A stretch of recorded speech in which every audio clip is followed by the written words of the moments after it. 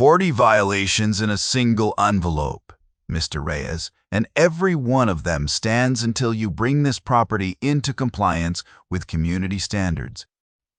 That was the voice on my porch on a Tuesday morning in March, a woman in a coral blazer holding a clipboard against the wind, and the property she was talking about was the 11 acres my wife and I had bought with the last of our savings the year before Marisol died.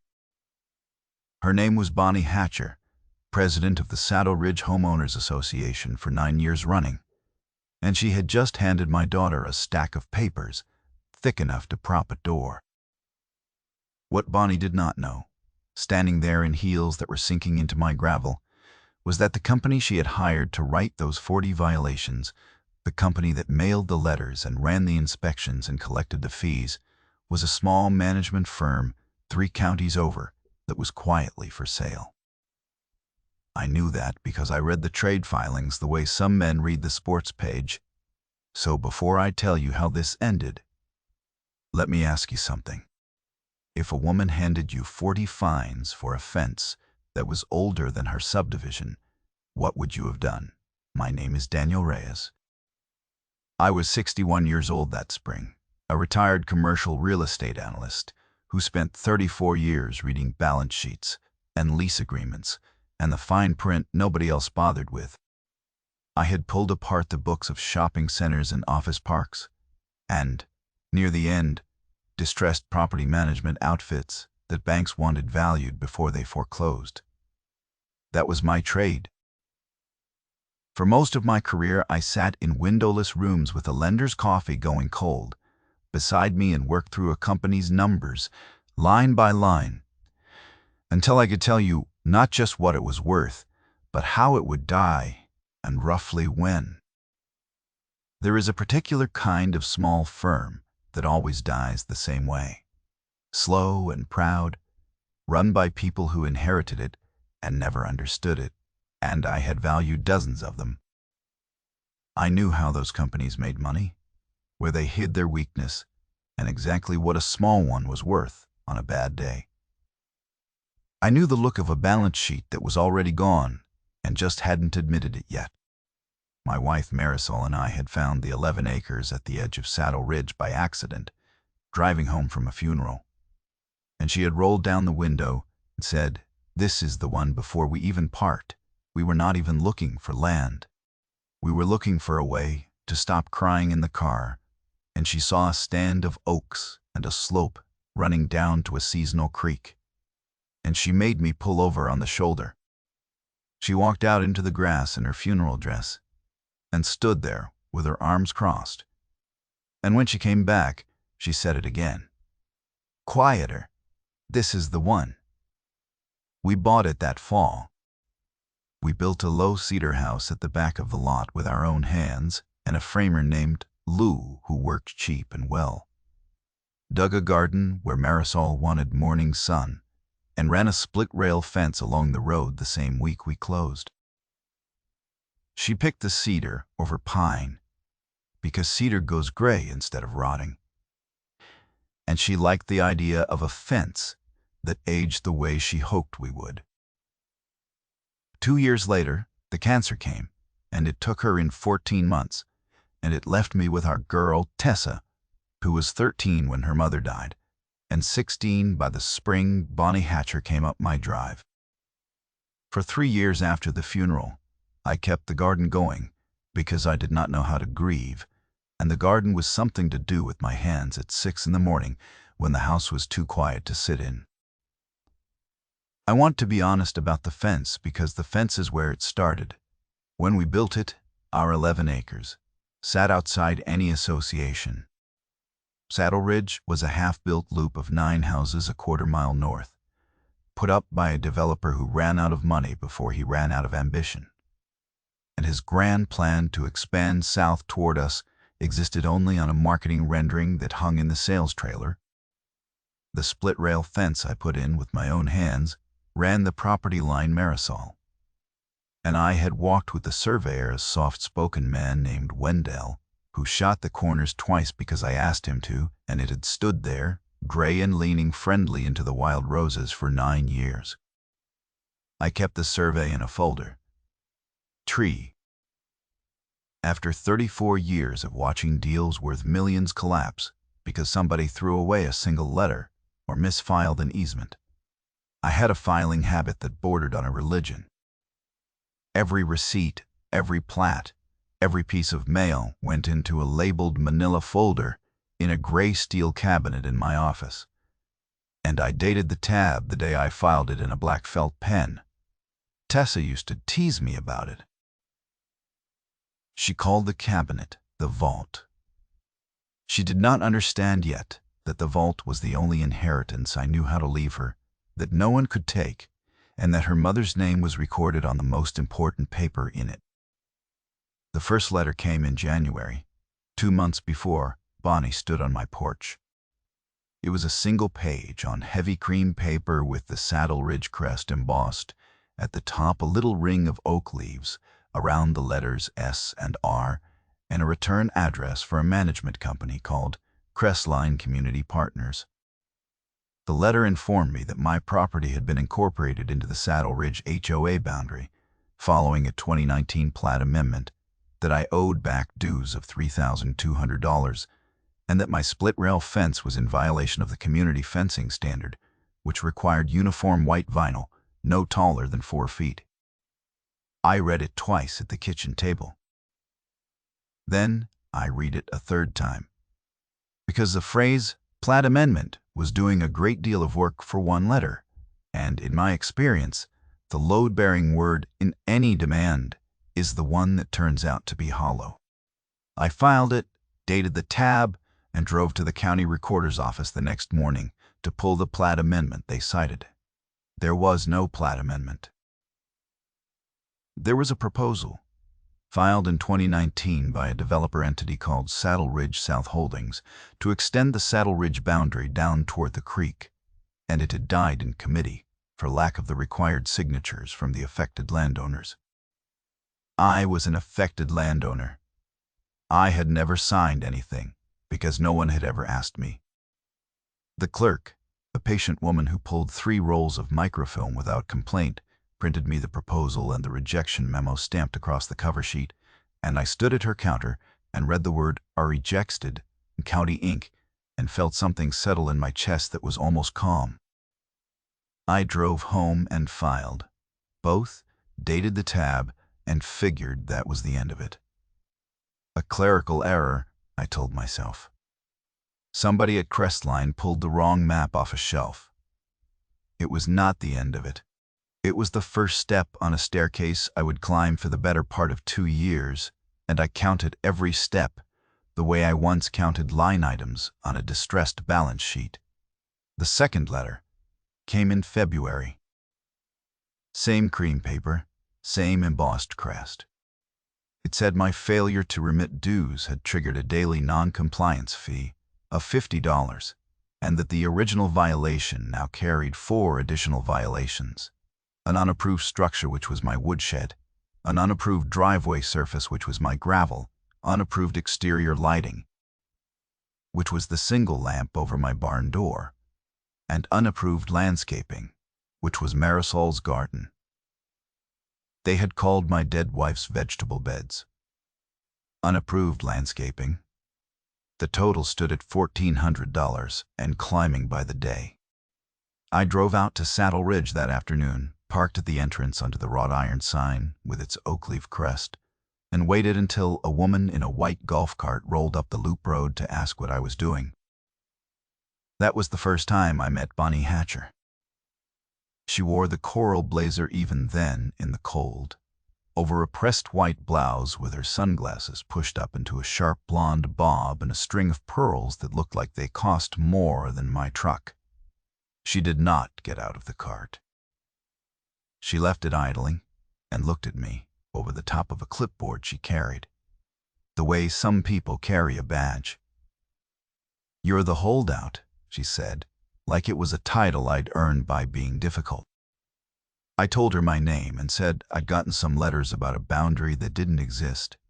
She smiled the way you smile at a child who has the rules wrong, but is too small to correct harshly. "The boundary is functionally part of our jurisdiction, Mr. Reyes. The community has standards, and standards don't bend for one stubborn lot at the bottom of the hill. I asked her to show me the recorded amendment that put my land inside her association. She told me her property manager handled documentation, and that I would be hearing from Crestline. Then she put the cart in gear and rolled off up the loop, pearls and all, and I stood there, in the cold, and thought about the word functionally, which is a word people reach for when the actual facts are standing against them, and they know it. I went home and told Tessa about it over dinner, the two of us at the kitchen table with the window black behind us. She was 16, all elbows and opinions, and she had her mother's way of going quiet right before she said the smartest thing in the room. She listened to the whole thing, the golf cart and the pearls and the word functionally, turning her fork over in her food. So, they're fining us for a fence that was here first, she said. With a map that doesn't exist, I said that was about the size of it. She thought about it for a while. Then write it down, she said. All of it, like you do with everything. I told her I already was, that the cabinet had a fresh folder with a dated tab. She nodded, satisfied the way her mother used to nod when a plan was sound. Good, she said, and went back to her plate. And I sat there, missing Marisol so hard. I had to look at the dark window for a minute and breathe before I trusted my own voice again. The third step came in March, and it came with the clipboard. 40 violations, hand-delivered, the morning Bonnie climbed my porch. By then, the running total of dues and fees and per-day penalties had crossed $9,000 on paper. I took the envelope. I did not argue. I have learned that arguing with a person who has decided they are right is like arguing with the weather. And I had a better use for my time. I filed all 40 pages, dated the tab, and that night I did the thing I do best. I started pulling on the thread of Crestline Community Partners. Here is what a balance sheet will tell you, if you know how to read one. Crestline managed 9 small associations across 3 counties, and it was bleeding. Its largest client, a 400-unit condo association in the county seat, had fired the firm the year before and taken its management fees with it, and that single account had been most of Crestline's revenue. It carried a balloon note on its office building that came due in 18 months, the kind of note that looks fine until the month it doesn't. The 2 brothers who owned it, Gary and Phil Doss, had inherited the firm from their father and ran it the way you run a thing you never wanted, which is to say they answered the phone and cashed the checks and let the rest rot. I knew all of this within a week because distressed small-cap property management was the exact thing I had valued for banks for the last decade of my career. And Crestline was a textbook case of a company one bad quarter from the wall. I pulled their state filings, their corporate registration, the lien on the office building, the contractor licenses on the field services division. It was all public if you knew which counter to stand at. I sat in my office with the lamp on past midnight, 3 rolls of printouts spread across the desk, and built their balance sheet from scratch the way I'd built 100 others. And what it told me was that Crestline could be bought cheap by anyone who walked in at the right moment with cash and no questions. Then I learned the thing that made me sit very still in my office chair. Saddle Ridge was not just a client of Crestline. Saddle Ridge, through a holding company, was trying to buy land south of the loop my direction, toward the creek and past it. And the entity behind that holding company was Saddle Ridge South Holdings, the same developer name that had filed the dead 2019 plat amendment. And the registered manager of Saddle Ridge South Holdings was a developer named Reese Hatcher, Bonnie's husband. I sat with that for a long time. I went back through the filings and found the loan Reese had taken against the projected southern expansion, a construction line tied to acreage his company did not yet own, including 11 acres at the edge of the loop with a gray cedar fence on it. That was the moment the whole thing turned over in my head and showed me its underside. The 40 violations were not about a fence, and they had never been about a fence.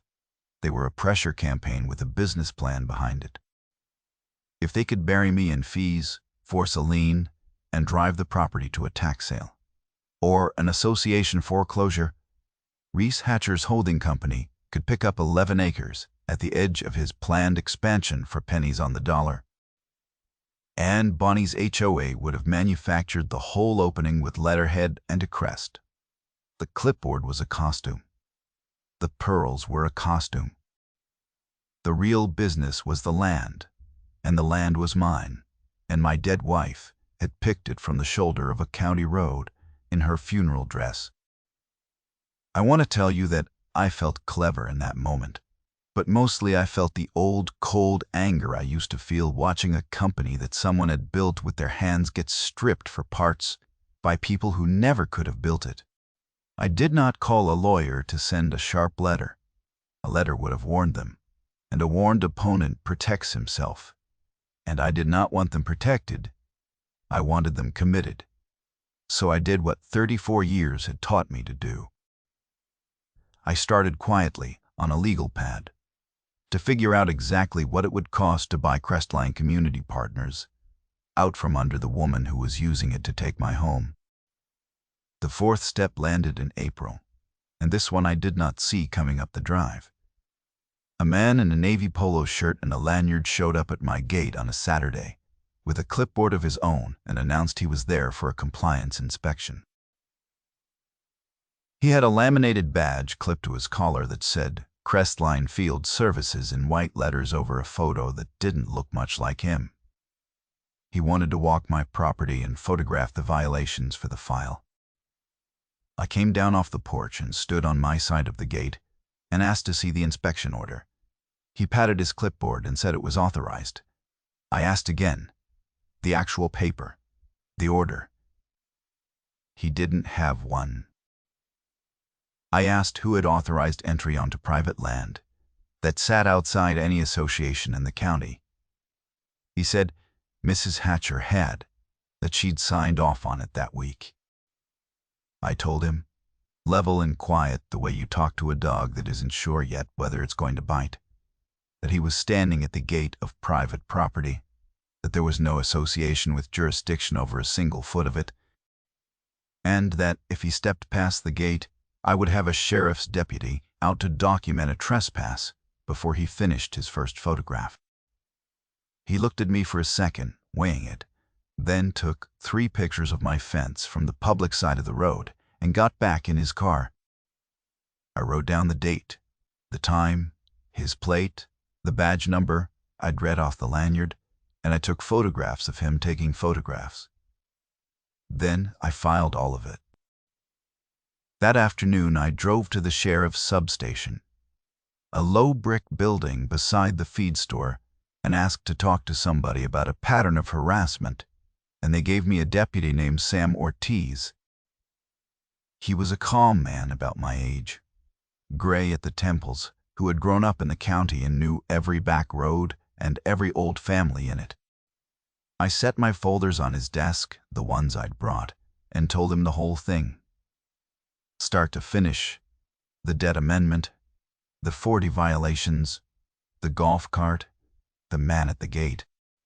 He listened all the way through without interrupting, which is a rarer thing than it should be.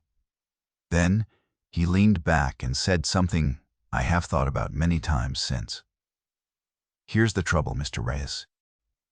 When somebody files a complaint, even a junk one, even one I can see, is junk, we have to act on it.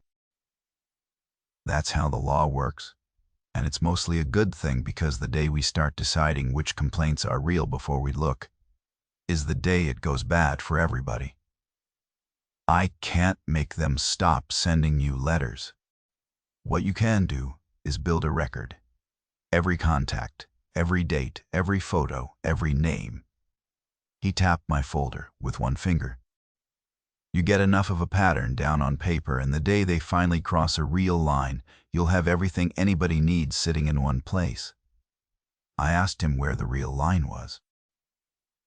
He said it was the moment they did something on my land without my consent, or filed a document they knew to be false and acted on it.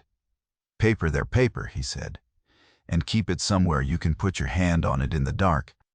I told him I had a whole cabinet of it and a daughter who reminded me to date the tabs. He almost smiled at that and walked me out to my truck. So I kept climbing the staircase and counting. Step 5 came in May, and it was the customers. Except I didn't have customers, so it was my neighbors. Bonnie sent a community newsletter to all 9 houses in the loop and somehow to the rural addresses around me, describing an unnamed, non-compliant property owner whose refusal to meet standards was lowering everyone's values and inviting nuisance. She didn't use my name. She didn't have to. 2 neighbors I'd known for years stopped waving. One left a note in my box that said he hoped I'd just fix the fence so things could be normal. I filed the newsletter, dated the tab, and added the note. I understood those neighbors weren't villains.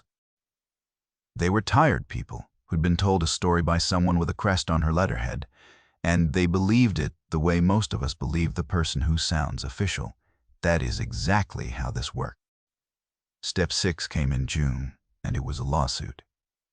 Crestline, acting on behalf of the Saddle Ridge HOA, filed a civil action in county court to enforce the assessments and foreclose a lien on my 11 acres. The complaint cited the 2019 Plat Amendment as though it were a living recorded document and not a proposal stamped rejected 3 years earlier. It valued the lien at $11,400. A process server came up my drive on a hot afternoon in a sedan with the windows down, and Tessa was home, and she stood in the doorway in her bare feet and watched me take the envelope from the man and say thank you and shake his hand, because none of this was his fault, and he looked like he hated his job. When he was gone, she didn't move from the doorway. "They're really doing it," she said. Not a question. I said yes, they were. She said, "Are we going to lose the house?" And I set the envelope down on the porch rail and knelt down in front of her the way I hadn't since she was small enough to need it, my knees cracking on the boards, and I told her the truth as I understood it. I told her that her mother and I had walked that property line with a surveyor named Wendell, who shot the corners twice, that I had every single paper in the cabinet she called the vault, that the people doing this had built their entire case on a map that did not exist and had a county stamp saying so, and that I had spent 34 years taking apart companies exactly like the one they were hiding behind. I told her no. We were not going to lose the house. Her mother picked it, and we were going to keep it. She looked at me a long time the way Marisol used to look at me when she was deciding whether to believe a thing. And then she nodded once and went inside to start dinner. And I stayed on the porch step and let my hands shake where she couldn't see them, because a man can be certain and still be afraid, and both were true at once. That night, I called the only person I trusted with the next part of it, a retired title attorney named Frank Okafor, who had walked away from the same kind of work I had, and now spent his mornings on a flat-bottom boat catching fish he mostly let go. We had closed a dozen ugly deals together in the old days. I told him what I'd found in Crestline's filings, the balloon note, the deed amendment, Reese Hatcher's construction loan against land he didn't own, and what I wanted to do about all of it. There was a long silence on the line, long enough that I thought the call had dropped. Then Frank said, slow, "Daniel, I want to make sure I'm hearing you. You don't want to fight the company that's suing you." I said that was exactly right. He said, You understand that if you own the plaintiff's own management agent while the suit is live, you don't just win the case. You collapse the whole thing from the inside, and you do it with their own paper. I said I understood that perfectly, that I'd understood it the night I read their balance sheet. Another silence. Then Frank laughed once. Quiet, the laugh of a man who thought he was done with interesting work. "When do we start?" he said. We started that week. It took until the end of summer, and it was the quietest thing I have ever done. I formed a holding company of my own, a plain, limited liability company, with a forgettable name that had no Reyes in it anywhere, registered through Frank's office, so my name never sat on the front page of anything. Through Frank, we approached Gary and Phil Doss as an anonymous buyer, interested in acquiring their distressed management firm whole. We did not haggle hard. We did not need to. They were two tired men sitting on a sinking business with a balloon note coming due, and the moment a serious buyer appeared, they were so relieved that they barely asked who I was. They wanted out, and they wanted out clean, and I gave them both. I valued Crestline at what it was actually worth, which was not much, and structured the deal to close fast with cash so there was no financing contingency to slow it or expose me. We met once in Frank's office with the brothers on one side of the table and Frank on the other, and me listed only as the manager of an LLC, and I watched Gary Doss sign away the company his father built without once looking at the 11-acre matter buried in his own active client file. I bought the building with the balloon note. I bought the management contracts for all 9 associations, Saddle Ridge included. I bought the field services division with its laminated badges and its navy polos. And I bought, sitting in a banker's box in Crestline's records room under a layer of dust, the complete file on the Reyes matter, including a thread of internal emails between Bonnie Hatcher and the Doss brothers, in plain unguarded language, about how to keep the pressure on the holdout lot south of the loop until he either paid or folded. One of Bonnie's emails used the phrase, "make the fees hurt." I read that thread at my kitchen table at 2 in the morning under the single lamp, and then I printed it and filed it and dated the tab in black felt pen, and I sat in the quiet a while with my dead wife's land safe under the same roof. The lawsuit was still pending. That was the whole beauty of the thing, and the reason Frank had told me to buy rather than fight. Crestline, the plaintiff's own management agent, the firm whose letterhead carried every threat and whose field division ran every fake inspection, was now mine, and Bonnie Hatcher did not know it. Her own weapon had changed hands in a closing room, and she had not felt it leave her grip. For 6 weeks I let the case grind forward on its court schedule, while I quietly wound down the parts of the business that no longer mattered and preserved in triplicate every record that did. Frank kept telling me to wait for the right room. He said a document produced in a driveway is an argument, but a document produced in front of a deputy or a judge is a fact, and the difference is everything. He was right. He usually was. So I waited, and I counted, and I let Bonnie keep believing she was winning.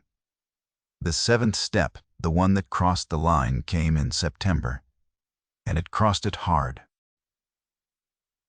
Bonnie, impatient with the pace of her own lawsuit, decided to force the issue.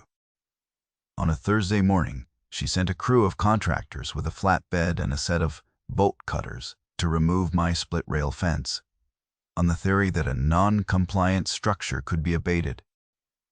They were under instruction from a work order on Crestline letterhead.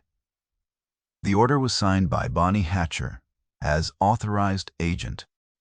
The trouble for her, which she could not have known, was that Crestline letterhead was now mine. No such work order had been authorized by the company that actually owned the field services division, and the men with the bolt cutters were, as of 3 weeks earlier, standing on the property of a stranger holding a forged authorization. Tessa called me at the hardware store. Her voice came in pieces. Dad, there are men. At the fence, they have a truck and they're cutting the line broke up. I told her to go inside, lock the door, and start recording from the upstairs window. And I called Deputy Ortiz on the other line as I drove, and I drove faster than a man my age should. When I came up the drive, there was a flatbed, half-loaded, with my gray cedar rails, 2 men with cutters, a foreman with a clipboard, and Bonnie Hatcher, in her coral blazer, standing in my road. She saw my truck and lifted her chin. "This is a lawful abatement, Mr. Reyes," she called out. "The structure is in violation, and the association has every right, functionally part of our jurisdiction." She said it again, the third time I'd heard it, standing on my land beside a truck full of my fence. Ortiz's cruiser came up the drive behind me before I'd even shut my door. Here is the part where I tell you that I did not shout. I had waited 2 years and bought a company for this exact morning, and I was not going to spend it yelling in a road. Ortiz stepped out, took in the scene, and asked the foreman for his work authorization. The foreman handed over the order on crestline letterhead, signed by Bonnie Ortiz. Read it. Then he looked at me, because Ortiz knew from a quiet conversation we'd had 2 weeks before. I walked to my truck, opened the folder on the seat, and took out 3 sheets of paper. I did not unfold them dramatically. I just handed them to Deputy Ortiz, one at a time, and named each as it left my hand. The first was the recorded plat from the county, showing no amendment, showing my 11 acres outside any association boundary, the line my wife and I had walked. The second was the deed to my property, recorded in both our names 9 years earlier, with the fence noted, along the surveyed line. The third was the bill of sale and the state filing, showing that the entire management company on whose letterhead that work order was written, Crestline Community Partners, including its field services division and every authority it claimed, had been owned for the past 3 weeks by my LLC. The work order in the foreman's hand had been signed by Bonnie Hatcher as an authorized agent of a company she had no authority over to remove a fence on land that was not in any association in service of a lawsuit built on a map that did not exist. Ortiz read the third sheet twice. Then he looked up at Bonnie Hatcher, and the whole shape of the morning changed. "Ma'am," he said, "this work order is signed by you on behalf of a company you don't own or represent. The owner is standing right here, and he didn't authorize it. And this property isn't inside your association. I'm going to need you to have these men put every piece of that fence back exactly where they found it. And then I'm going to need to talk to you about a forged work authorization and a trespass." Bonnie opened her mouth. For the first time in 2 years, nothing came out. The foreman was already telling his men to start unloading the rails. The numbers, when they were all on the table, told the story better than I ever could.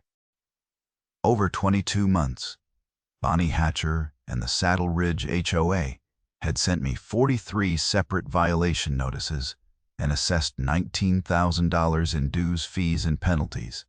I had paid 0. The plat amendment they built it all on had a real recorded status, and that status was rejected. Filed in 2019, signature page blank. My deed had been recorded 9 years before the first letter, with the fence on the surveyed line. 43 notices against 0 collected a rejected proposal against a recorded deed. That was the whole case, and it had been sitting in my gray cabinet the entire time. The consequences fell the way they always do when a scheme is built on a thing that isn't true, which is to say they fell on the people who built it by their own weight, with no push needed from me.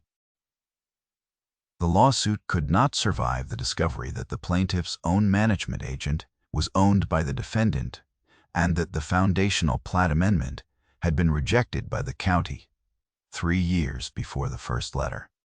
Frank moved to dismiss with prejudice and attached the recorded rejection memo and the bill of sale as exhibits, and the judge, a dry old man who had clearly read both before he took the bench, dismissed the action with prejudice and sanctioned the association for filing on a known false instrument. The forged work order, signed by Bonnie on the letterhead of a company she had no authority over, became a criminal referral that the district attorney's office accepted within the week. Bonnie Hatcher resigned the presidency she had held for 9 years before the month was out, and not from any grace in her, but because the board, staring down the sanctions and the referral and a stack of legal bills none of them had voted for, removed her by a vote of 7-1. The one was her own proxy, and Reese Hatcher's holding company, the quiet engine under all of it. The reason any of this had ever started came apart on its own arithmetic. He had borrowed against a southern expansion that ran straight through my 11 acres, a construction line of credit secured by land his wife's letterhead was supposed to clear for him. When the expansion died, because a development cannot legally cross a parcel it does not own and now never would, the lender called the note, and the project that was built to swallow my property instead swallowed itself, and then it swallowed him. The bank took the office, the equipment, and the entitlements. The land Bonnie tried to take with 40 violations and a clipboard is still mine. Fence and all, every gray rail of it. The development that was supposed to surround it and erase it was never built. And the field south of my creek is grass and oaks and wild roses, exactly as my wife found it from the shoulder of the road. As the new and final owner of Crestline, I did one decent thing before I wound the company down for good, because the 8 other associations it managed were full of ordinary people who had done nothing wrong. I sat with each board in turn, in church basements and clubhouse meeting rooms, and I voided every assessment that had been levied without a recorded legal basis.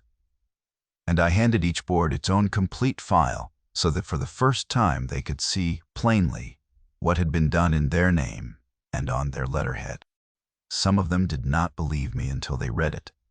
One man, a retired school teacher, who'd been fighting his own association over a flagpole for 2 years, put his head down on the table and laughed until he had to wipe his eyes.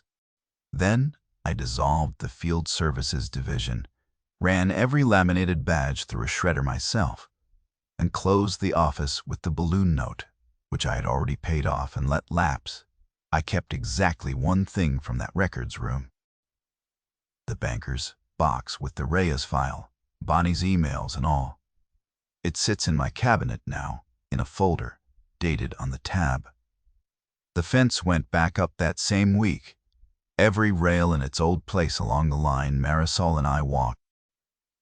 Tessa helped me reset the posts. She was 17 by then, taller, steadier, with a college acceptance letter on the refrigerator, and her mother's habit of going quiet before she said the true thing. When we tamped the last post, she stepped back, wiped her hands on her jeans, and looked at the gray rails leaning friendly into the wild roses the way they had for 9 years. "Mom picked this spot," she said. "I said she did. And nobody gets to take it." "No," I told her, "nobody does." She put her arm around me, and we stood at the fence. In the last of the light, and for the first time in 2 years, the land was just our land again, and quiet. So here is the lesson, plainly, because you came all this way for it. If a letterhead with a crest on it tells you that you owe something, do not panic and do not pay.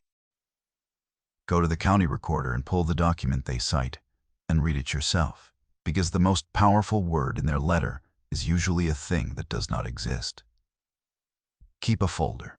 Keep every letter, every notice, every photograph, dated the day you file it, because the calm man with the complete record beats the loud woman with the clipboard every single time, and it is not close.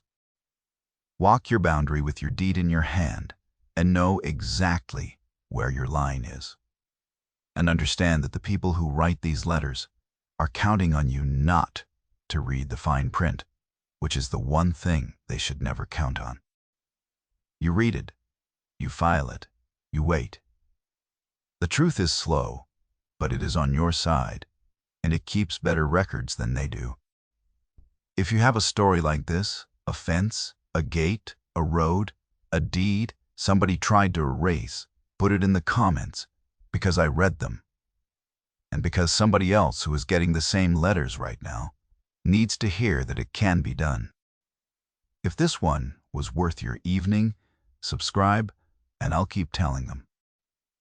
Next time, I'll tell you about the widow Two Valleys, over whose HOA tried to charge her for the private road her late husband built and deeded to the county 30 years before any of them moved in. And what happened? Until then, walk your line and keep your folders